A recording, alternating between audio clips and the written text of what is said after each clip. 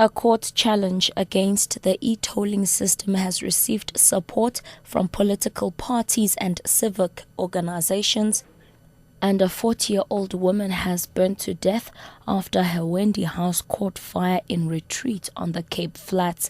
Ambusisiwa Khatebe with the latest news update. A court challenge against the e-tolling system has received support from political parties and civic organizations.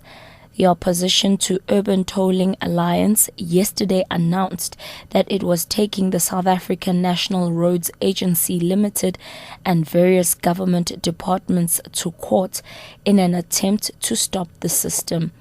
The alliance is asking for an urgent interdict based on alleged violations of a Consumer Protection Act and what it considers to have been insufficient public consultation. The DA's Jack Bloom says the case will be interesting. I'm very optimistic that this court application will bring a short, sharp halt to these tolls. I think the residents of Gauteng can be very grateful for this court action, and we support it all the way. The agency says it cannot comment on a pending legal case. Expelled ANC Youth League President Julius Malema says all South Africans should enjoy the same rights. He was speaking in Pretoria when he was receiving a 2011 Newsmaker of the Year award. Malema says the ANC must adopt the principle of expropriating land without compensation as a way of fairly distributing the assets of the country. I will never agree with the rewarding of those who have robbed and stole our land, because this land was robbed, this land was stolen. Those who owned the land were converted into the slaves. Those who owned the land, there was committed a black genocide on those who owned this land. And why should we reward that? There is nobody who has ever argued decisively in a persuasive manner for us to change this view.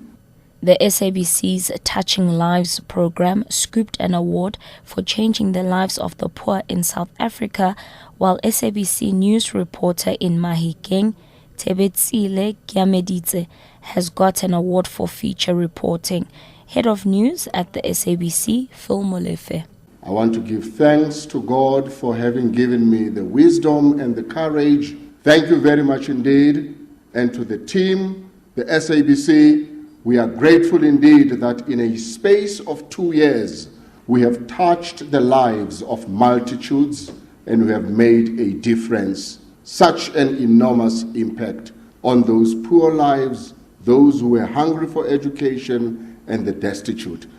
And lastly, a 40-year-old woman has burnt to death after her Wendy house caught fire in retreat near Maizenberg on the Cape Flats.